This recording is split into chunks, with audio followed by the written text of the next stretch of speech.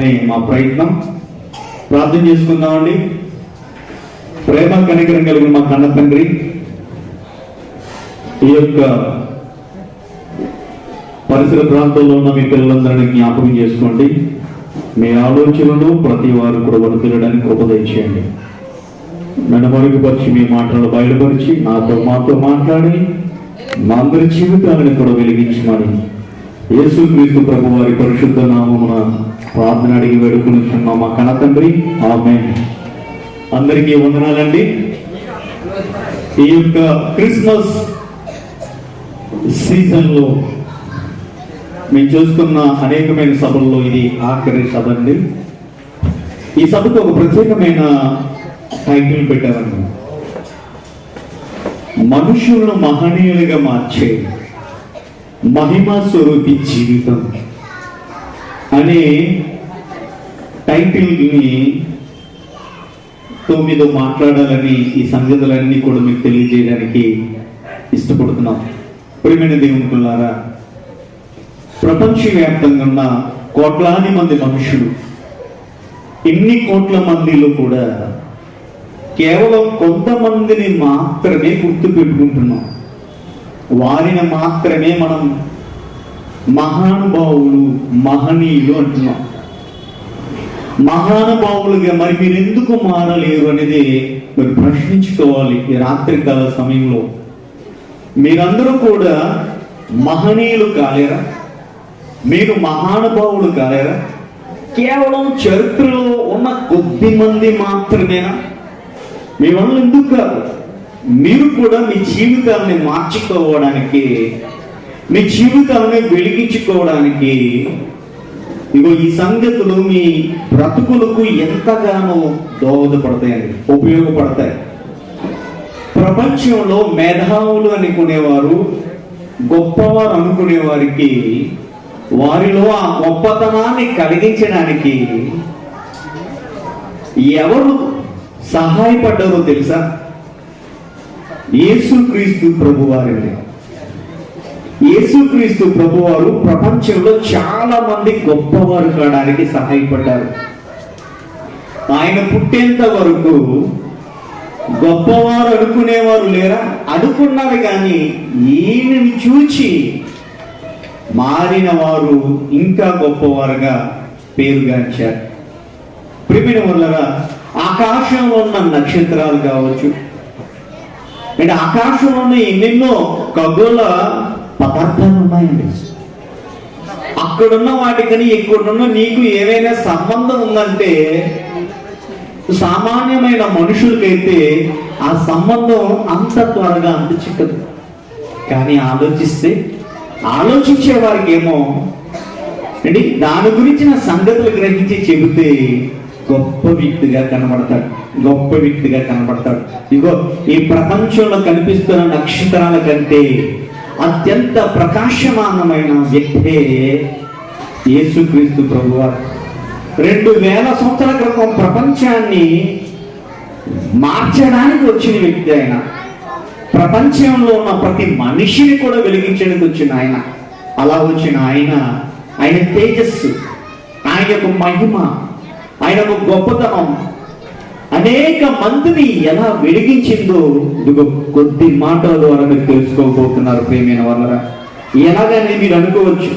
సామెతల గ్రంథంలో ఒక మాట, సామాన్యమైన వాడుకల్లో సామెతలు చెప్పుకుంటాం. అలాంటి సామెతలలో నుంచి ఒక మాట మీకు చూపించాలనుకుంటున్నాను. బైబిల్ గ్రంథంలో రాయబడిన సామెతల గ్రంథంలో నుంచి 27వ వచనంలో, 27వ అధ్యాయం 17వ వచనంలో ఈ మాట రాయబడిందండి.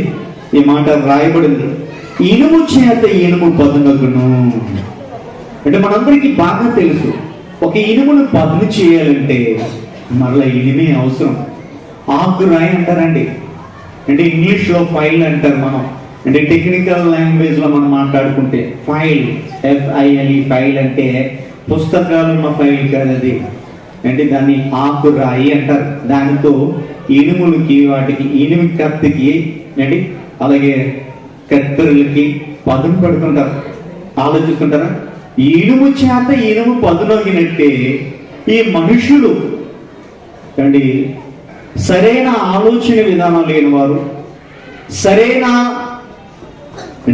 తెలివితేటలు లేనివారు, అసలు మానవ జీవితం యొక్క విలువలేంటో ఎరగలేని వారికి నేర్పించాలంటే, అవన్నీ తెలియజేయాలంటే మరలా దేవుడే మనిషిగా రావాల్సిన అవసరత ఏర్పడిందండి సమాజానికి.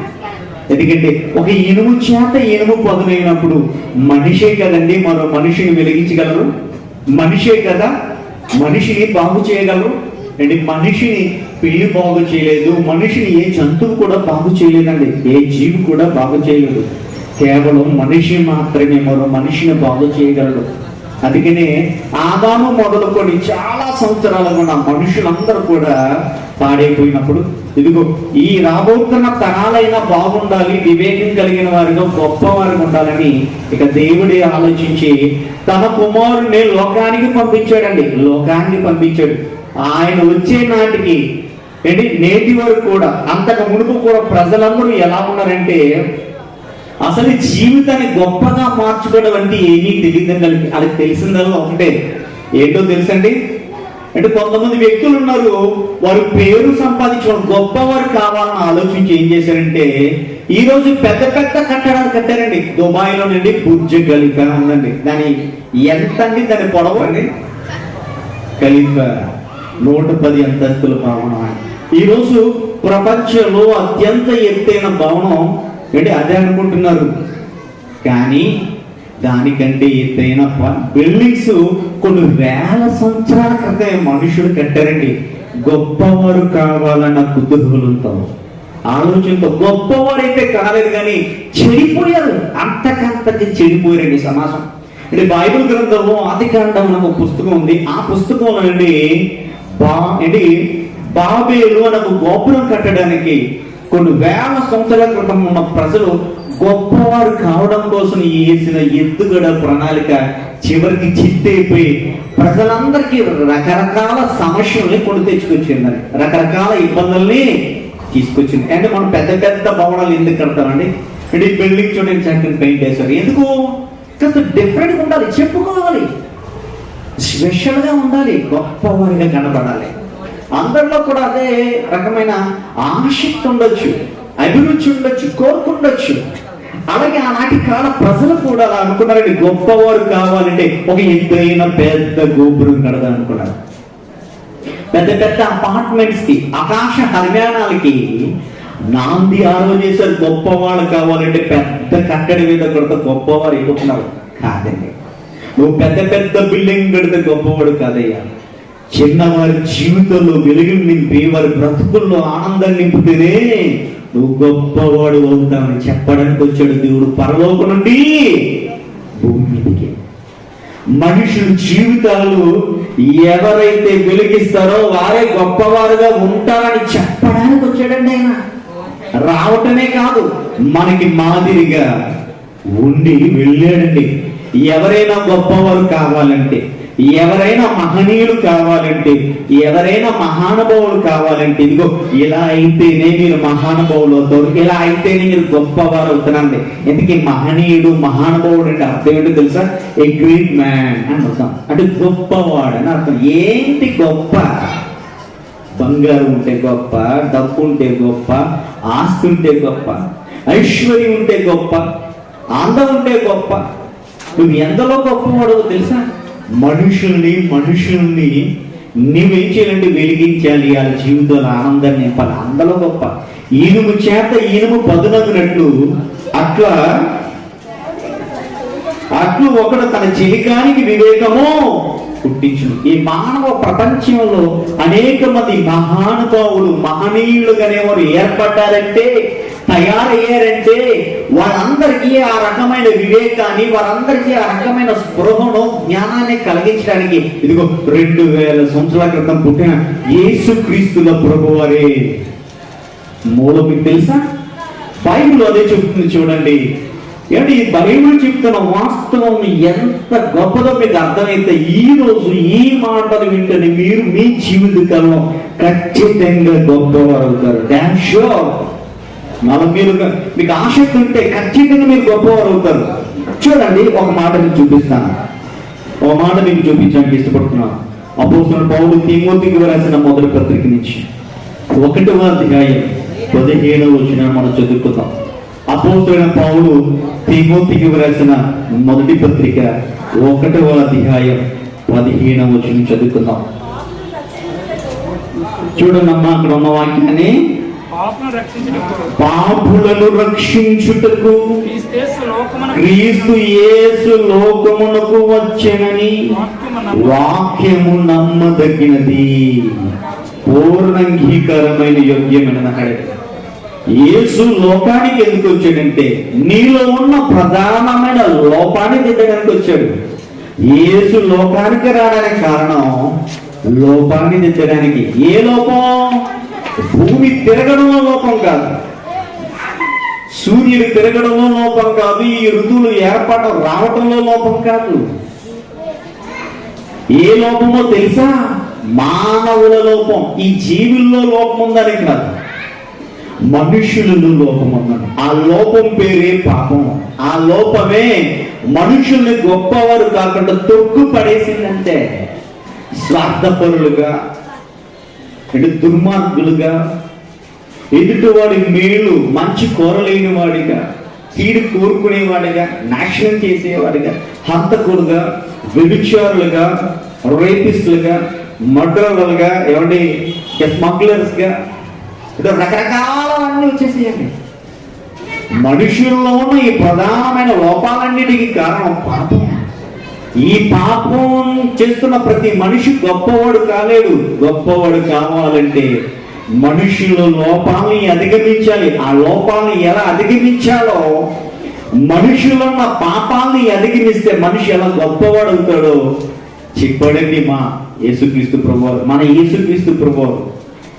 ప్రియమైన దేవుని పిల్లరా, ఆలోచించిన అక్కడ అంటున్నాడు వాక్యంలో పౌలు గారు చెప్తూ, పాపులను రక్షించుటకు క్రీస్తు యేసు లోకానికి 2000 సంవత్సరాలకు వచ్చాడు.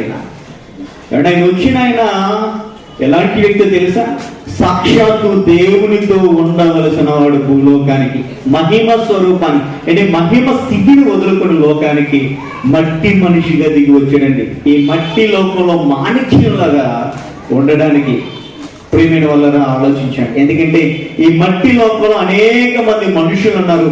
వాళ్ళందరినీ మాణిక్యాలుగా మార్చాలి, వాళ్ళందరినీ ముత్యంలాగా మార్చాలి, వాళ్ళందరినీ డైమండ్స్ లా మార్చాలి, వాళ్ళందరినీ గొప్పవారిగా మార్చాలనే ఆలోచనతో యేసుక్రీస్తు ప్రభువారు 2000 సంవత్సరాల క్రితం భూమి మీదకి వచ్చారు. 2000 సంవత్సరాల క్రితం భూమి మీదకి వచ్చేందుకు ఆయన రాకను పురస్కరించుకొని ప్రపంచవ్యాప్తంగా ఈ డిసెంబర్ మాసంలో ఇక 1వ తారీఖు మొదలుకొని 31వ తారీఖు వరకు యేసుక్రీస్తు ప్రభువారిని జ్ఞాపకం చేసుకుంటున్నారు. ఎందుకు జ్ఞాపకం చేసుకున్నారు తెలుసా? ఆయన అనేక మంది జీవితాలను వెలిగించాడు. అనేక మందిని మహనీయులుగా మారడానికి మాదిరి అయ్యాడు. ఇంకొంతమంది మహిమను పొందుకోవడానికైనా తానే మార్గమయ్యాడు. ఆలోచించండి దేవుడు ప్రియమైన వాళ్ళ, తానే మార్గమయ్యాడు. అలాంటి గొప్ప ఆలోచనలు ఈరోజు మీరు తెలుసుకుంటే ఖచ్చితంగా మీరందరూ కూడా మహానుభావు కాగలరండి. అంటే మనలో చాలా లోపాలు ఉంటాయి. చాలా లోపాలు అంటే లోపాలు ఉన్న వ్యక్తిని నేను గొప్పవాడిని కాగలనను అనుకుంటావు. నిజమే, నీ లోపాలని నేను గొప్పవాడిని చేయనివ్వలేదు. కానీ నీ లోపాలేంటో నీకు తెలిస్తే ఆ లోపాలని అధిగమించడానికి నువ్వు యేసు లాంటి వ్యక్తి సహాయం తీసుకోగలిగితే, యేసుక్రీస్తు ప్రభు వారిని అనుసరించగలిగితే ఆయన నిన్నేం చేస్తాడో తెలుసా? ఒక గొప్ప వ్యక్తిగా, మహానుభావుడిగా, మహనీయుడిగా మార్చేస్తాడు ఈ రాత్రి. మరి ఎంతమంది మీ లోపాలని అధిగమించడానికి, మీరు ఎంతమంది గొప్పవారు కావడానికి ఇష్టపడుతున్నారో నువ్వు మీకోసమే యేసుక్రీస్తు ప్రభు వారి మాటలని ముందు పెడుతున్నాను. స్వీకరించి మహనీయులు అవుతారో, లేకపోతేనండి అలా మనిషిగా మిగిలిపోతారో నిర్ణయం మీకే విడిచిపెడుతున్నా. చూడండి, బైబిల్ గ్రంథంలో వ్యక్తున్నాడండి. లూకాసు వార్త నుంచి ఇక్కడికి వద్దామండి. లూకాసు వార్త నుంచి 19వ అధ్యాయంలో ఒక వ్యక్తి ఉన్నాడండి. ఆయన మనలాంటి వ్యక్తేనండి. ఆయన ప్రధానమైన పని ఏంటంటే ఫైనాన్స్ అండి. ఫైనాన్స్ అంటే ఆర్థిక కలాపాలు చేయటం. ఆయన పేరు జక్కయ్య. ఈరుకని పట్టణంలో ఓ మనుషుడు ఉన్నాడండి. యేసుక్రీస్తు ప్రభువారు జీవించిన కాలంలో ఆయన ఎరుకో పట్టణానికి సమీపించినప్పుడు సుంకపు గుత్తదారుడును ధనవంతుడునైన జక్కయ్యను పేరు గల ఒకడున్నాడు. ఎవరంటే ఆయన చెప్పండి ఏంటి? ధనవంతుడు, సుంకపు గుత్తదారుడు అంటే ట్యాక్స్ కలెక్టర్. ఆయన రిచ్ పర్సన్. ధనవంతుడు, ట్యాక్స్ కలెక్ట్ చేసేవాడు. రోమన్ ఎంపైరిజంలో ఆయన డ్యూటీ ఏంటంటే పన్ను వసూలు చేసేవాడు ధనవంతుడు. మరి సాధారణంగా డబ్బులు ఇచ్చేటప్పుడు అందరికీ బాగుంటుందండి, కానీ డబ్బులు అడిగేటప్పుడు ఎలా ఉంటుంది? చాలా కష్టం ఉంటుంది కదా. ఈయన ఎవరికో సరే బలవంతంగా లాక్కున్నాడు, వడ్డీ మీద వడ్డీ, చక్కెర వడ్డీ లేసి భయంకరంగా లాగేవాడు. అలాంటి చూస్తే ఎలా ఉంటుంది మిగతా వాళ్ళకి? చాలా ఇబ్బంది ఉంటాయి కదా. ఆయన అంటే అందరికీ అంత ద్వేషం, అసహ్యం. ఎవరికి? ఈ జక్కి అంటే, ఎరుకో పట్ల ఉన్న జక్కి అంటే అసహ్యం. అంటే మనలో కూడా చాలా మంది ఉంటారు, అంటే డబ్బులు ఇస్తారండి, అవసరానికి ఆదుకుంటారు, కానీ ఆ తర్వాత చూపిస్తారంటే నరకం. ఇగో టైం అయిపోయింది, వడ్డీ కదా, వడ్డీ మీద వడ్డీ చేస్తారు. ఎక్కర్లేదా? సినిమా చూపిస్తారండి. అక్కడి నుంచి చాలా మంది పాపం వడ్డీలతోనే పాపం నెడ్లు విరిగిపోయింది, అప్పులతోనే వాళ్ళందరూ ఏమైపోయారండి? దివాలా తీశారు చాలా మంది. ఆలోచిస్తున్నారా? ఇగో అలాగే ఇతరులు పీడించేవాడేమో నీ ధనాకాంక్ష చేత, నీ డబ్బు పిచ్చి చేత. ఏంటి? ఇగో ఈ వ్యక్తి చూడండి, నీ వ్యక్తి మహానుభావుడు అంటే ఎవరైనా ఇష్టపడతారా? ప్రజలు పీడించేవాడిని ఎవరైనా మహానుభావుడు అంటారండి? ఏమంటారు? అలాంటి ఇచ్చే పేరేంటండి? రాక్షసుడు, దుష్టుడు, దెయ్యం, ఎలాగే కదా అంటారు. అని గొప్పోడు, మంచుడు, దేవుడు అంటారా? ఛాన్సే లేదు. అలాంటి వ్యక్తి ఇగో యేసుక్రీస్తు వారు ఆ రోజుల్లో పట్టణం విడిచి పట్టణానికి వెళ్తుంటే చాలా మంది చూడడానికి వెళ్ళేవారు. అలా వెళ్తున్నప్పుడు ఈ ఎరుకో పట్టణానికి కూడా వచ్చాడు. ఆయనకున్న క్రేజీ పెట్టి జనాలు ఎక్కడికి వెళ్తే అక్కడికి వస్తుంటే చూసి ఈయన కూడా ఒక ఆసక్తి కలిగింది, ఆలోచన కలిగింది. అసలు ఆయన ఎవరు, ఎందుకు ప్రజలు ఈయన అంటే ఇలా పడిపోతున్నారు అంటూ ఈయన కూడా యేసును చూడాలని ఆలోచన కలిగింది. ఎవరికి? జక్కీకి. కానీ ఆయన ఏమో షార్ట్ పర్సన్, పొట్టోడు, జనాలేమో పొడవు ఉన్నారు. ఈ పొట్టోడు అంతమంది జనాల్లో నుంచి యేసు చూడగలరా? పొట్టోడికి పుట్టడు ఆలోచన ఉంటారు కదండి. అందుకని ఏం చేసి తెలుసండి, ఇక ఆ దగ్గరలో చెట్టు చూశాడండి, లాభం లేదు, వీళ్ళందరికంటే నేను పొడవుగా ఉండి ఆయన కనపడాలంటే నాకు ఏం చేయాలి? ఇమీడియట్ గా చెట్టు ఎక్కాలి. చెట్టు ఎక్కాడండి పరిగెత్తి. ఇక అంతే యేసు చూశాడండి. ఈయన ఆసక్తి, ఈ విధానాలన్నీ చూసి ఏంటి ఏమన్నాడు చూడండి. వచనం ఎన్నో వచనం? అది 5వ వచనం. యేసు ఆ చోటుకి వచ్చినప్పుడు కనులెత్తి చూచి, జక్కయ్య త్వరగా దిగుము, నేను నీ ఇంట ఉండవలసినదని అతనితో చెప్పగా, అంటే యేసుక్రీస్తు అతను చూసి, జక్కయ్య దిగు, ఈరోజు నేను నీ ఇంటి దగ్గర ఉండాలయ్యా. అంటే ఈ మాట అనేసరికి ఎవరికైనా ఎలా ఉంటుంది? ఇక్కడ గొప్ప వ్యక్తి నీ ఇంటికి వచ్చి ఇలా ఊర్లో వస్తున్నప్పుడు నేను మీ ఇంటి దగ్గర ఉంటానంటే మీకు ఎలా ఉంటుంది? చాలా షాక్ అయిపోతుంది కదండి, ఆశ్చర్యపోతాం కదా. అలా ఆయన కూడా ఆశ్చర్యపోయి దిగాడండి.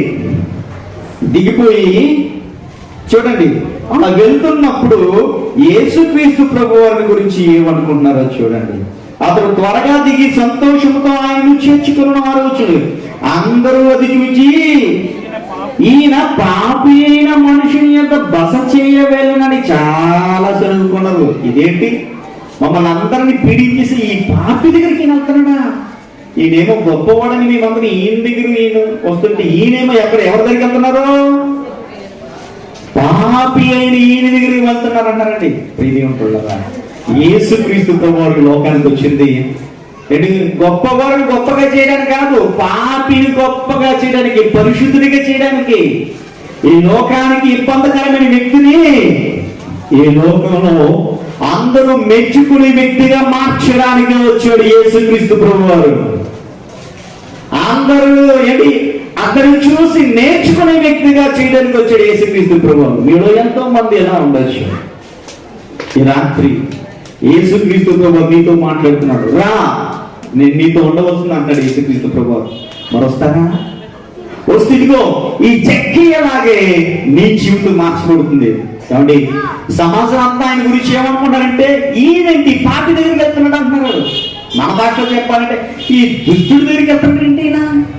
నేను మంచోడు కదా, ఆ మంచుడు ఈ దుష్టుడితో ఉండడం ఏంటి? అని అనుకున్నారండి. యేసు గొప్పవారిగా చేసింది ఇలాంటి వారిని, అంటే ఇలాంటి సమాజంలో పనికిరాడు, వీడు మూర్ఖుడు, దుర్మార్గుడు, హంతకుడు, నీ గురించి ఎన్నెన్నో ఉంటారు చూడు, అలాంటి నిన్ను పట్టుకుంటాడు. పట్టుకొని సమాజానికి నిన్ను గొప్పవాడిగా చేసి చూపిస్తాడు. ప్రియమైన దేవుని పిల్లారా, కాబట్టి ఆ యేసు ఇదిగో ఈ రాత్రి నీతో మాట్లాడుతున్నాడు. రా, నీతో కూడా నీ ఇంట ఉండవలసింది అన్నాడు. అక్కడ ఏం జరిగిందో చూడండి. అందుకు యేసు ఏంటి ఇక్కడ ఇందు వచ్చిన జక్కయ్య నిలబడి, ఇదిగో నేను ఎవని యొద్దనైనా అన్యాయముగా దేనినైనా తీసుకున్న పక్షమున అతనికి 4 ఇంతలు మరలా చెల్లింతులని ప్రభువుతో చెప్పు. ఏమండి, నేను నీ దగ్గర ఉంటాను, నీ ఇంట ఉంటాను అనగానే ఆయన మారిపోయాడు. మారిపోయే వ్యక్తి ఏమన్నాడు తెలుసండి? చదవన మాట, మంచి మాట. ఇదిగో ప్రభువా, నా ఆస్తిలో సగం ఇప్పుడే ఆన్ స్పాట్ లో ఏం చేస్తాను, పేదలకు ఇస్తాను. మన దృష్టిలో గొప్పడు ఎవరండి? తన ఆస్తి పాస్తులు నిరాధారణ గురయ్యే వారికి, అభాగ్యులకి, అనాథలకి పంచిపెడతా. ఆయన ఏమంటారు? మనందరూ ఇచ్చే టైటిల్ చెప్పండి, గొప్పడండి. యేసుక్రీస్తు వారు నేడు నీతో నీ ఇంట ఉండాలన్న ఒక్క మాటగా ఆయన ఏం చేశారండి? నా ఆస్తి అంతా సగం ఇచ్చేస్తాను ప్రభు. నా ఆస్తిలో సగము ఎవరికి ఇస్తారట? డబ్బున్నోడు కాదు, పేదవారికి ఇస్తానంట. ఆయన గొప్పడయ్యాడా? ఆ మాట విన్నవాళ్ళందరూ ఏమవుతారు? షాక్ అయిపోతారు. ఏంటి జక్కయ్యే మా దగ్గర ఎంత తీసేసుకున్నాడు, వడ్డీల మీద వడ్డీలు నాకేసుకున్నాడు. ఇక మారిపోయిందండి. ఆనాటి కాలం నుంచి జక్కయ్య ఏమైపోతాడు అక్కడ ఆ ప్రాంతంలో?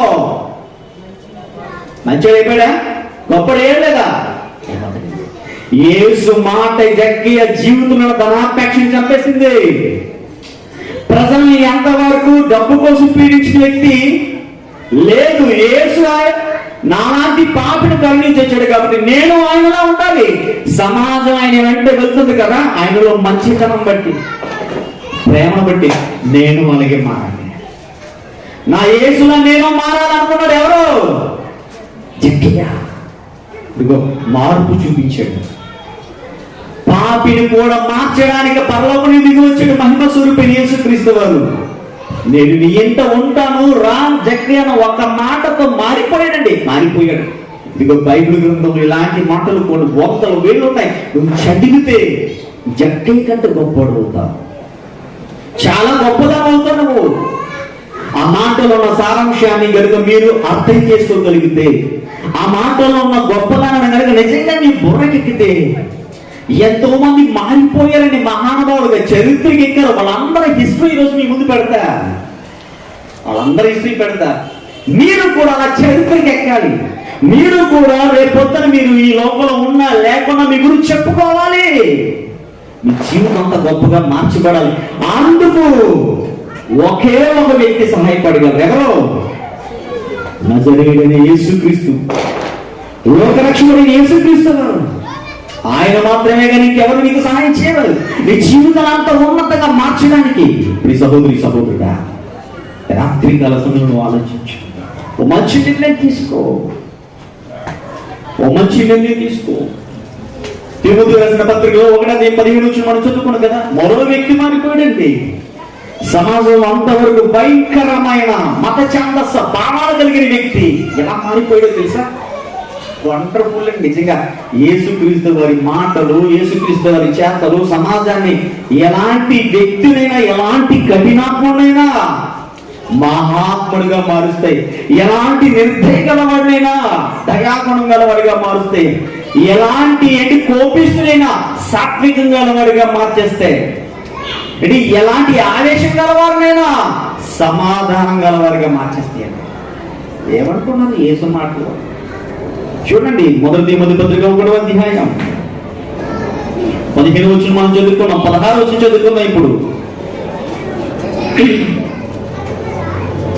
చదవని ప్రియమైన దేవుడు, అయినను నిత్య జీవము నిమిత్తము నిత్య జీవము నిమిత్తము తను విశ్వసింపబోవారికి నేను మాదిరిగా ఉండులాగిన ఈ పత్రిక రాస్తున్న పౌలు అనే ఒక వ్యక్తి ఉర్రఫ్ లేదా అలియాస్ అనొచ్చు. మన ఇప్పుడున్న భాష ప్రకారంగా అలియాస్ అంటే ఎంతగా మునుపు పేరు ఒకటి ఉందని ఇప్పుడు ఇంకొక పేరు ఉందని అర్థం. అంతగా మునుపు ఆయన పేరు ఏంటో తెలుసండి, సౌలు. ఇప్పుడైనా పౌలు అయ్యాడు. ఏంటి, సౌలుగా ఉన్న ఆయన జీవితం గురించి చెప్తున్నాడు. ఏంటి, తనను విశ్వసింపబోవారికి మాదిరిగా ఉండులాగన యేసుక్రీస్తు తన పూర్ణమైన దీర్ఘశాంతమును ఆ ప్రధాన పాపినైన నాయందు కనపడుతున్నట్లు నేను కనికరింపడుతున్నాను. ఆయన తన గురించి చెప్తున్నాడు, నేను ఒక భయంకరమైన పాపిని, నన్ను సమాజానికి మాదిరిగా ఉంచడం కోసం నన్ను కరుణించేటట్టున్నాడు ఈ రచయిత పౌలు గారు. అంటే ఆయన ఎంత భయంకరమైన పాపం చూద్దాం. ఎందుకంటే చరిత్రను మనం చదివితే ఇలా ఎంతో మంది జీవితాలు మారాయండి. అంటే ఆయన ఎలాంటి వ్యక్తులు తెలుసా? అపోస్తుల కార్యాల నుంచి 26వ అధ్యాయం, అపోస్తుల కార్యాల నుంచి 26వ అధ్యాయం 9 నుంచి 11 వచనం చూద్దాం. ప్రియమైన దేవుని పిల్లలారా, నజరేయుడైన యేసునామమునకు విరోధముగా యేసుక్రీస్తు పేరు ఎక్కడా వినపడలేదని చెప్పి, వినపడకూడదని చెప్పి అనేక కార్యాలు చేయకూడదట. ఇప్పుడు చాలా మంది ఇక యేసుక్రీస్తు ప్రభావం చెప్తుంటే ఆటంకపడుతున్నారు. ఆటంకాలు, ఇలాంటి ఆటంకాలు పరిచే వాళ్ళు ఆయన మొదటి వాడు ఎవరు? యేసునామం వినబడకూడదని చెప్పి అనేకమైన ఆటంకాలు ఎవరికి తెలియబడకూడదని చెప్పి చేసేవాడంట ఆయన. యెరూషలేములో నేను ఇలాగూ చేసి నేను ప్రధాన యాజకులను అధికారం పొంది పరిశుద్ధులను అనేకులు చెరసాలలో వేసి వారిని చంపినప్పుడు సమ్మతించనంటే అనేక మంది చావు కూడా నేను కారణమే అంటున్నాడు. ఎవరు? సౌలు. యేసు పేరు, యేసు తదనంతరం అపోస్తులు ప్రకటిస్తుంటే, సువార్త చేస్తుంటే అలా చేసేవారిని అడ్డుకొని చంపేవాడు. రెడీ? అలాంటి భావాలు కలిగిన వ్యక్తి సమాజంలో గొప్పవాడుగా మాట్లాడితే ఎవరైనా నమ్మగలరా? చెప్పండి. అంటే మారడండి వీడు అంటారు అంతే. ఎలా మారిపోతాడండి? మారడు అంటారు. అలాంటి కఠిన హృదయం కలిగిన వ్యక్తి, అంత పాషాణ హృదయం కలిగిన వ్యక్తి, అంత భయంకరమైన మత ఛాందస భావాలు కలిగిన వ్యక్తి, అంత ఉన్మాది కాస్త ఏమైపు తెలుసండి, ప్రేమ స్వరూపిగా మారిపోయాడు. ఎవరు? యేసుక్రీస్తు ప్రభువారు. గలతీ పత్రిక 1:10 చూద్దాం. ఆయన గురించి ఇంకా చెప్పుకున్నాడు. ఏమని చెప్పుకున్నాడు చూడండి. గలతీ పత్రిక 1:13 పూర్వమందు యూద మతస్థుడనై ఉన్నప్పుడు నేను దేవుని సంఘమును అపరిమితముగా హింసించి పాడు చేయొచ్చు. చూసారా, నేను చాలా పాడు చేశాను, అందరినీ ఇబ్బంది పెట్టాను. నా మతం మీద పిచ్చితో క్రైస్తవ్యాన్ని నేను ఏం చేశాను? చాలా ఇబ్బందులు పాడు చేశాను అంటున్నాడు. ఇలా ఇబ్బందులు పాడు చేసిన వ్యక్తి మారిపోయాడు. క్రైస్తవ ప్రపంచంలో ఒక మహనీయుడిగా నిలిచాడు. ఎవరు? సౌలు పౌలుగా మారటం, యేసు నామాన్ని అయితే ప్రకటించకూడదని ఆటంకాలు పరచడం, ఆ యేసు నామం కోసం అనేక దెబ్బలు తిని అనేక సార్లు ప్రాణాపాయములు ఉండి ఆ నామాన్ని ప్రకటించడం. ఆయన క్రైస్తవ ప్రపంచంలో ఒక విఖ్యాత సువార్తికులుగా, పౌలు తర్వాత యేసుక్రీస్తు వారి తర్వాత అంతటి జ్ఞానాన్ని చెప్పిన వ్యక్తిగా ఎవరి గురించి చెప్తున్నారండి? క్రైస్తవులలో అపోస్తలుడు పౌలు గురించి. ఆయనంత గొప్ప వ్యక్తిగా మార్చేది ఎవరు? యేసుక్రీస్తు ప్రభువు. ఇది బైబిల్ గ్రంథంలో రాయబడిన కొన్ని చారిత్రకమైన సత్యాలైతే యేసు తదనంతరం ప్రపంచ చరిత్రలో యేసు మాట విని అనేక మంది మార్పు చెందారండి, మహనీయులుగా కాల్చారు. అలాంటి వారిని ఇదిగో ఇప్పుడు మీకు పరిచయం చేయదలుచుకున్నాను. దయచేసి ప్రొజెక్టర్ ఆన్లో పెట్టండి, ప్రొజెక్టర్ ఆన్లో పెట్టండి. ఈయన ఒక ప్రపంచానికి అద్భుతమైన దాన్ని కనిపెట్టాడు. అదేంటంటే అండి, మత్తు మందుని కనిపెట్టాడు. ప్రపంచంలో మీరు గొప్పగా కనిపెట్టింది ఏంటి అని అంటే ఆయన అంటున్నాడు, చూడ నాకు రాయబడిన మాటలో నేను చదువుతాను చూడండి. జేమ్స్ సిమ్సన్ అని ఈ శాస్త్రజ్ఞుని మీరు కనుగొన్న వాటిలో ఏది గొప్పగా కొనుగోలుగా మీరు గొప్పగా ఏది డిస్కవర్ చేశారని భావిస్తున్నారు చెప్పమన్నప్పుడు జేమ్స్ సిమ్సన్ ఇలా చెప్పసాగారు, నేను ఒక పాపిని, నా పాప పరిహారాన్ని యేసుక్రీస్తే అని కనుగొన్నదే గొప్పదిగా భావిస్తున్నాను. ప్రపంచంలో ఎంతో మంది ఎన్నెన్నో కనిపెట్టారు, కానీ వాటన్నిటిని తలదన్నిది ఏంటంటే నేను పాపిని, నా పాప జీవితాన్ని రక్షించడానికి వచ్చిన రక్షకుడు ఈయనని కనిపెట్టింది నా జీవితంలో అత్యంత గొప్పదైన ఆవిష్కరణ అన్నాడండి. ఎవరో ఈ జేమ్స్ సిమ్సన్ గారు. నిజంగా ప్రియమైన వల్ల ఆలోచించండి. నిజంగా జేమ్స్ సిమ్సన్ తనను పోలి ఏంటి రక్షింపగల జగద్రక్షకుడైన యేసుక్రీస్తుని కనుగొనలేకపోతే ఆయన జీవితం ఏమయ్యేదు. జేమ్స్ సిమ్సన్ యేసుక్రీస్తును రక్షకుడిగా అంగీకరించి అనేక పుస్తకాలని కరపత్రాలను రాసి వీధుల్లో నిల్చుండి రక్షణ సువార్తను పంచిపెట్టిన గొప్ప శాస్త్రవేత్త జేమ్స్ సిమ్సన్. మరొకటి మీకు చూపించే ప్రయత్నం చేస్తున్నాను, మరో వ్యక్తి మీకు పరిచయం చేస్తున్నాను. చూడండి, జాన్ కెఫ్లర్. ఈ జాన్ కెఫ్లర్ అని ఆయన కూడా అంటే యేసుక్రీస్తు ప్రభు వారిని గురించి తెలుసుకున్న అంతరిక్ష విజ్ఞాన పితామహుడండి. ఆలోచిస్తున్నారా? ఈయన యేసుక్రీస్తు ప్రభు వారి గురించి చాలా ఉన్నతంగా తెలుసుకున్నాడండి. ఈయన గ్రహాల గురించి చాలా చక్కగా పరిశీలించిన శాస్త్రవేత్త. అలాంటి ఆయన దేవునిపై ప్రగాఢమైన నమ్మకం కలిగిన ఇతడు రచించిన గ్యాలరీ ఆఫ్ స్టార్స్ అనగా ఒక్కొక్క నక్షత్రముకు వేరు వేరు మహిమల గురించి రాసిన పుస్తకంలో అంతరిక్ష పరిశోధకులకు మనం ఆకాశములకు అధిపతిగా ఉన్నత దేవుని యాజక సమూహాలుగా ఉన్నప్పుడు మన జ్ఞానం బట్టి కాదు, దేవుని ఉన్నత సంకల్పం గుర్తించి వెంబడించడం ద్వారా దేవుడు దేనినైనా సాధించగలమని ఆయన ఏం చేశాడండి, thinking God starts after him అనే సిద్ధాంతం కలిగి యేసుని వాక్కులతో నిన్న ఒక పరిశుద్ధ గ్రంథాన్ని ఆయన రాశాడండి. జాన్ కెఫ్లర్ ఆయన ఒక గొప్ప అంతరిక్ష పరిశోధకుడు, సత్యాన్ని గ్రహించిన శాస్త్రవేత్త అండి. యేసుక్రీస్తు ప్రభు వారిని చివరి వరకు ఆయన అనుసరించాడు. ప్రియమైన వాళ్ళగా ఇంకొందరిని మీకు పరిచయం చేస్తారు.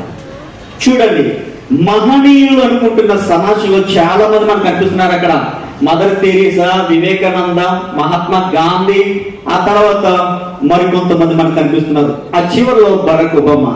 ఏమండి, మహనీయులు అనుకున్న వారు యేసుక్రీస్తు వారి గురించి ఆయన ఎలా వారిని ఇన్స్పైర్ చేశారో గొప్పవారు కావడానికంటూ ఇది 2015లో సాక్షి పేపర్లో వచ్చిన క్లిప్పింగ్. ఇప్పుడు మీకు చూపిస్తున్న క్లిప్పింగ్ ఎప్పుడుది? 2015 సంవత్సరంలో సాక్షి పేపర్లో ప్రచురితమైన ఆర్టికల్. ఇందులోని మనం మొదటిగా చూసినట్లయితే మహాత్మా గాంధీ అంటున్నాడు, మానవాళికి లభించిన అత్యుత్తమ గురువుల్లో యేసుక్రీస్తు ఒకరు. భగవంతునితో క్రీస్తు గల సామీప్యానికి ఆయన జీవితమే నిదర్శనం. భగవంతుని సంకల్పాన్ని, శక్తిని యేసు బహిర్గతం చేసినట్లు వేరెవరు చేయలేదు. అందుకే నేను యేసుని దేవుని కుమారునిగా భావిస్తున్నాడు. ఇంకా ఈయన గురించి కొంతమంది రాసిన రచనలు ఏమున్నదంటే, మహాత్మా గాంధీ యేసుక్రీస్తు వారి గురించి ఎలా ఆయన తెలుసుకుని ఆయన ద్వారా ఇన్స్పైర్ అయ్యే గొప్పవాడేనంటే, ఈరోజు మహాత్మని మోహన్ దాస్ కరమ్చంద్ గాంధీని మహాత్ముడుగా పూజించడానికి గల కారణం ఆయన ఒక శాంతి కాముకుడుగా ఈ భారతీయులందరూ బ్రిటిష్ వారు సైతం కూడా ఒప్పుకోవడానికి కారణం ఆయన అలా మార్చింది ఏది అంటే యేసుక్రీస్తు ప్రభు వారి యొక్క వాక్కులు, యేసుక్రీస్తు ప్రభు వారే. నిజానికండి యేసుక్రీస్తు ప్రభు వారి గురించి మహాత్మా గాంధీ ఏమన్నాడు తెలుసా? ఎటు వెళ్ళాలో ఏమి చెయ్యాలో అర్థం కాని సమయంలో ఎన్నో ఎదురయ్యే సమస్యలు. అలాంటప్పుడు పరిశుద్ధ గ్రంథంలో నూతన నిబంధన చదివి నా పరిస్థితికి అన్నిటినీ నేను ఏం చేశానంటే అధిగమించలేక బలం పొందుకున్నాను అనండి. అదేంటంటే మత్తయి సువార్త 5వ అధ్యాయం 3వ వచనంలో రాయబడిన మాట గాంధీని, మోహన్ దాస్ కరమ్చంద్ గాంధీని మహాత్ముడుగా మార్చింది. ఆ మాట ఏంటో తెలుసా? సాత్వికులు ధన్యులు వారు భూమిని స్వతంత్రించుకుందురు. ఆ మాట గాంధీని కదిలించింది. అంతవరకు కొనసాగిన ఏంటి భారతదేశ స్వతంత్ర పోరాటంలో ఒక పెను విప్లవానికి, ఒక పెను ఉద్యమానికి సైలెంట్ గా దేశం పడింది మహాత్మా గాంధీ వేసిన అనుకుంటాం. ఆయన సౌత్ ఆఫ్రికా నుంచి తిరిగి రావడం, భారతదేశంలో స్వతంత్ర పోరాటంలో దిగినప్పుడు ఆయనకి ఎన్నో సవాళ్ళు ఎదురై ఏం చేయాలో తెలియలేనప్పుడు ఆయన యేసుక్రీస్తు వారి జీవితాన్ని గురించి చదివి మత్తయి సువార్తలో వాక్కుల ద్వారా ఇన్స్పైర్ అయ్యి స్ఫూర్తి పొంది యేసుని దేవుడు కుమారుడుగా ఆయన చూపించిన కొన్ని పరిష్కారాల ద్వారా ఆయన అంటే భారతదేశానికి స్వతంత్రం తీసుకొచ్చి పెట్టాడు. అందులోనే సాత్వికం, అందుకని ఉప్పు సత్యాగ్రహం చేశాడు, అంటే సహాయ నిరాకరణ ఉద్యమం చేశాడు. ఇవన్నీ కూడా సాత్వికంతో కూడుకున్నవే. సహాయ నిరాకరణ ఉద్యమైనా కావచ్చు, ఉప్పు సత్యాగ్రహమైనా కావచ్చు, ఇలాంటి ఎన్నో వాటికి బేస్ ఎగరబడింది ఆయనకి. టాల్స్టాయ్ రచనలో సౌత్ ఆఫ్రికా పరిశీలన చేసిన ఆయన టాల్స్టాయ్ రచనలో యేసుక్రీస్తు వారి గురించి రాయబడితే ఆ యేసుక్రీస్తు వారి గురించిన సంగతులు కలిగిన బైబిల్ చదివి ఆయన ఇంత గొప్ప స్వతంత్ర పోరాటానికి సారథిగా వారధిగా నడిచాడు. దేశ ప్రజల్లో మహాత్ముడిగా కీర్తి గంచాడంటే దానికి కారణం యేసుక్రీస్తు ప్రభువారి మాటలే సుమా. యేసుక్రీస్తు వారి మాటలే. నిన్ను కుడి చెంప మీద కొడితే ఎడం చెంప చూపించిన మాట ఎక్కడిది? యేసుక్రీస్తు వారు అంతవరకు భారతదేశంలోనండి కత్తులు గదులతో, తుపాకులతో, ఫిరంగులతో బ్రిటిష్ వారి మీద విరుచుకుపడిన వారికి ఇలాంటి ఒక సాత్విక సంబంధమైన విప్లవం ఎక్కడి నుంచి బీజం పడింది? దానికి ఇన్స్పిరేషన్ ఎవరండి? ఓన్లీ యేసుక్రీస్తు ప్రభువు, జీసస్ క్రైస్ట్. సెకండ్ పర్సన్ చెప్తున్నాడు.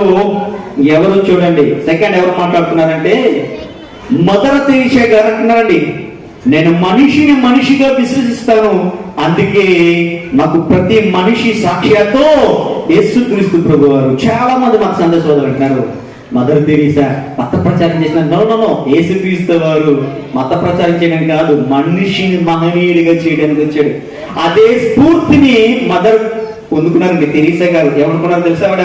నేను మనిషిని మనిషిగా విశ్వసిస్తాను, అందుకే నేను ప్రతి మనిషిలో సాక్షాత్తు యేసుక్రీస్తుని పిలిచి ఆ కుష్ఠరోగంతో ఉన్న వారికి వాళ్ళందరికీ సేవ చేస్తూ ఉంటుంది. ఎవరో యేసుక్రీస్తు వారిని చూచి మదర్ తెరీసా. ఎందుకంటే యేసుక్రీస్తు ప్రభు వారికి కూడా కుష్ఠరోగుల దగ్గరికి వెళ్ళి ఆయన చెయ్యి చాపి స్వస్థపరిచారు కదా. ఎస్, మదర్కి ఈరోజు ప్రపంచ దేశాల్లో ఎక్కడో యుగ్లోసిలో పుట్టిన మదర్ భారతదేశానికి వచ్చి భారతదేశంలో మదర్గా పేరు గాంచిందంటే దాని వెనకాల ఆమె జీవితాన్ని ప్రభావితం చేసి మార్చిన మహోన్నతమైన వ్యక్తి ఎవరు? యేసుక్రీస్తు వారు. ఒక మదర్ని తెరీసా ఒక మదర్గా మార్చిన యేసుక్రీస్తు వారు. ఒక మోహన్ దాస్ కరమచంద్ని మహాత్ముడిగా మార్చిన యేసుక్రీస్తు స్టిల్ రైట్ నౌ నిన్ను కూడా గ్రేట్ పర్సన్ గా మార్చగలడు, గొప్పవాడిగా మార్చగలడు, మహనీయుడిగా మార్చగలడు. డామ్ షూర్ నువ్వు బిలీవ్ చేయి. నువ్వు ఆయన చెప్పినట్టు నువ్వు నడగలిగితే నువ్వేమవుతావు? గొప్పవాడు కాగలవు. ఈ తరంలో మరో వ్యక్తి అంటున్నాడు చూడండి. మరొక గ్రేట్ పర్సన్ అంటున్న మాట కూడా మీకు చూపిస్తా. నెపోలియన్ అంటున్నాడు. ఏమంటాడు తెలుసా? నెపోలియన్ ఏమంటున్నాడో చూడదాం. నెపోలియన్ మీకు తెలుసు కదండి, ప్రపంచ చరిత్ర చూశారు, మీరు చాలా చదువుకున్నారు. అలెగ్జాండర్ సీజర్ నేను పెద్ద పెద్ద సామ్రాజ్యాలు స్థాపించాను, అయితే మేమంతా దేనిపైన ఆధారపడ్డాం? బల ప్రయోగాల పైన, తుపాకుల పైన, ఫిరంగుల పైన, మనుషుల్ని ఉపయోగించుకొని వారిని ఎదుటిని చంపించడం ద్వారా. కానీ క్రీస్తు అలా కాదు, ప్రేమ పునాదులపైనే తన సామ్రాజ్యాన్ని స్థాపించాడంటూ నెపోలియన్ బోనాపార్ట్ అధ్యక్షుడు చెప్తున్నారు. ఆయన కూడా ఇన్స్పైర్ చేశారంటే ఆలోచించండి. స్వామి వివేకానంద మన భారతదేశం విషయానికి వస్తే తక్కువ కాలం బ్రతికి దేశ విదేశాల్లో భారతదేశం యొక్క స్థితిగతుల గురించి బాగా ప్రచారం చేసిన వ్యక్తులు ముందు వరుస ఉన్నది ఎవరండి? స్వామి వివేకానంద. ఏమంటే ఆయన ప్రపంచ సర్వమత సమ్మేళనంలో పాల్గొని ప్రియమైన అమెరికా ప్రజలారా, నా సోదర సోదరులంటూ అక్కడ వారి అభిమానాన్ని చూడకుండా అతనికి అక్కడికి వెళ్ళాక యేసుక్రీస్తు ప్రభువుని గురించి తెలుసుకున్నాడు. ఎవరో వివేకానంద. స్వామి వివేకానందాన్ని పిలుచుకుంటున్న వివేకానంద. యేసుక్రీస్తు దేవుడు సాక్షాత్తు దేవుడే మనిషిగా అవతరించాడు. ఆయన తాను చాలా రూపాల్లో చాలా కాలాల్లో వ్యక్తం చేసుకున్నాడు. ఆ రూపాలనే మనం ఆరాధిస్తాం. మానవుని రూపంలో అవతరించినందుకే మనం యేసుని ఆరాధిస్తామంటూ అంటే స్వామి వివేకానంద ఆనాడు అంటే అమెరికాలో కావచ్చు, లేకపోతే ఇంగ్లాండ్ లో కావచ్చు, అనేక దేశాలు, యూరోప్ దేశాలు పర్యటించి చెప్పిన మాటల్లో ఒకటి చాలా ఇంపార్టెంట్. అంటే ఈరోజు వివేకానందకి విదేశం ఎంత క్రేజ్ రావడానికి కారణం యేసుక్రీస్తు వారి గురించిన పలుకులు అక్కడ వారికి ఆయన చెప్పడం. మీకు తెలుసా, ఆయన కూడా మన దేశంలో కదా ఇతర దేశాల్లో కూడా అంతగా ఆయన వాక్లో ఆకట్టుకోవడానికి కారణం యేసుక్రీస్తు వారి ప్రబోధంలో ఆయన కూడా ఏం చేశాయి. ఆయన కూడా తక్కువ కాలంలో చచ్చిపోయాడు యేసు ప్రభు లాగానే. ఆ తర్వాత మరో వ్యక్తి గురించి మీకు చూపించే ప్రయత్నం చేస్తున్నాను ప్రియమైన దేవునిలాగా. హెచ్.జే. వెల్స్ అమెరికన్ చరిత్రకారుడు. నేను చరిత్రకారుని, విశ్వాసని కాదు. నజరేతుకు చెందిన ఈ ప్రబోధకుడు చరిత్రకు తిరిగిలేని కేంద్రంగా మారాడు. యేసుక్రీస్తు చరిత్రలోని అత్యంత ప్రభావమైన వ్యక్తి అంటూ చెప్పాడు. లేకపోతేనండి అంటే 2015లో అమెరికా అధ్యక్షుడు బరాక్ ఒబామా ఆయన సందేశాన్ని కూడా అలా చెప్తున్నాడు. ఇంకా చాలా మంది ఉన్నారండి, అంటే చాలా మంది ప్రముఖులు ఉన్నారు. లైట్స్ ఆన్ చేయండి దయచేసి, ప్రొజెక్టర్ ఆఫ్ చేయండి, ప్రొజెక్టర్ ఆఫ్ పెట్టండి, క్లిప్ పెట్టండి. ఇంకా చాలా మంది ఉన్నారండి. ఫ్రాంక్ మ్యారిసన్ అంటున్నాడు, ఒకప్పుడు నాస్తికుడైన నేను యేసుక్రీస్తు పునరుద్ధానము సంభవింపలేదని రుజువులు చేయటికే బైబిల్ కొని చదివి దేవుడుగా జీవవాక్కులు బైబిల్ కొని చదివి చూడగా జీవవాక్కులు నన్ను స్పందింపజేశాయి. నా మనోనేత్రాలను తెరుచుకొని నిజానికి ఏంటి గ్రహించి ఆయన ఏం చేసింటే చివరికి హూ మూవ్డ్ ద స్టోన్ అనే పేరుతో యేసుక్రీస్తు పునరుద్ధానం గురించిన వాస్తవాన్ని ఆధారాలతో రాశాడండి. స్వస్థ బుద్ధితో బైబిల్ని ఎవరు చదివినా వారిని బైబిల్ని మార్చగలదంటూ ఇలా ఎన్నో మంచి విషయాల్ని చెప్పారు. ఇంకా చాలా మంది ప్రముఖులు, ఒకరైనా ఇద్దరని లిస్ట్ చెప్తే ఈ రోజు చాలా. అందుకని నేను యేసు ప్రపంచంలో మహనీయుడిగా మార్చిన కొంతమంది వ్యక్తులను ఉదహరించాను. బైబిల్ నుంచి ఇంకా నేను మీకు చాలా సంగతులు చూపించగలను, కానీ వాటన్నిటికీ సమయం లేనందువలన నా మాటలను నేను ముగించే ప్రయత్నం చేస్తున్నాను. ప్రియమైన దేవుని పిల్లరా, ఆలోచించండి. యేసుక్రీస్తు ప్రభు వారు 2000 సంవత్సరాల క్రితం ఈ లోకానికి వచ్చింది మనందరి జీవితంలో ఏం నింపడానికి వచ్చాడు? మహిమను నింపడానికి వచ్చాడు. అంటే యేసుక్రీస్తు నమ్మిన చాలా మంది గొప్పవారు మహనీయులుగా పేరుగాంచారు, అట్ ద సేమ్ టైం మహిమను కూడా పొందుకున్నారు. కానీ కొంతమంది మాత్రం ఏమో తెలుసండి, యేసు మాటలు తీసుకుని వాళ్ళు వారి జీవితాలు అన్వయించుకొని యేసుని నిజమైన దేవుడికి అంగీకరించలేక కేవలం లోకంలో మాత్రమే మహానుభావులు ఉన్నారు. కానీ ఈ రోజు యేసు మాటలు స్వీకరించి ఆయన మాటలు చెప్పు నడిస్తే మనం 2 విధాలుగా గొప్పవారు కాగలం. నెంబర్ వన్ ఏంటో తెలుసండి, శరీరాన్ని బట్టి లోకంలో యేసుక్రీస్తు వారి మాటల ప్రకారంగా నడిస్తే గొప్పవారిగా మారుతారు, అంటే మహానుభావులుగా మహనీయులుగా ఉంటారు. Number 1 point. నెంబర్ 2 ఏంటంటే ఈ లోకం తదనంతరం దేవుని యొద్ద కూడా మహిమతో ఉండగలరు. ఎక్కడ దేవుడి స్తోత్రం చెప్పండి. ఈ లోకంలో మీరు మహిమతో ఉండగలరు, ఆఫ్టర్ డెత్ తర్వాత మీరు ఎలా ఉండండి, దేవుని యొక్క మహిమతో మీరు కూడా జీవించగలరు. అంటే యేసును అనుసరించడం ద్వారా మన జీవితంలో ఎన్ని ప్రయోజనాలు నేర్చుకోండి. ఈ సమాజం చీకరించుకుని నిన్ను, అసహించుకుని నిన్ను, పనికిరాడు అనుకున్న నిన్ను, నీ జీవితాన్ని ద్వేషించిన ఈ సమాజానికి యేసు మాటలు నిన్ను ఒక గొప్ప వ్యక్తిగా పరిచయం చేస్తాయి. అదే ఆ గొప్పతనాన్ని నీ బ్రతుకుల జీవితాంతకాలం కాపాడుకుంటే, పరిశుద్ధత నిలుపుకుంటే, యేసుని నమ్మి యేసులా నువ్వు కూడా నీతిమంతుడిగా పరిశుద్ధుడిగా బ్రతికితే నీ మరణం తర్వాత నువ్వు ఎక్కడికి వెళ్తావు? పరలోకాన్ని చేరుకుంటా. అంటే అక్కడ నువ్వు ఎలా ఉంటావు? మహిమతో ఉండగలవు. అంటే ఇక్కడ నువ్వు మహనీయులుగా ఉండగలవు, మరణం తర్వాత కూడా నువ్వు ఎలా ఉండగలవు? ఇది మహిమా స్వరూపుగా ఉండగలవు. మహిమా స్వరూపు లోకానికి ఎందుకు వచ్చాడంటే పాప లోకంలో ఉన్న ప్రతి మనిషిని కూడా, మట్టి లోకంలో ఉన్న ప్రతి మనిషిని మహిమా స్వరూపుగా మార్చడానికి సుమా.